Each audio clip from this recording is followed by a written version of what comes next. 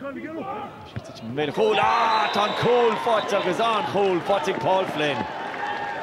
Simply a Harvey for Ceannais agus Níl éime leis an ro sé sos fi níúirte sí. Ní Phiarsaigh go maith céidir bhí sé déana an sír chicin sin ó Dean Rock agus Scuil Sean Denver leis an sin.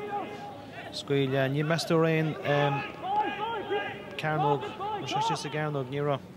Some raw.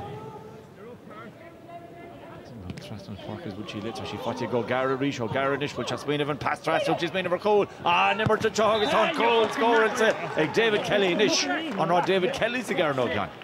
Well bhí sé sách Gargo cínte ach cinál cóimir deas an sin idir ó Gara Michael Murphy capan agus David Kelly. Like a did pass ó Dean Rock. No, ní ra sé no ní ra.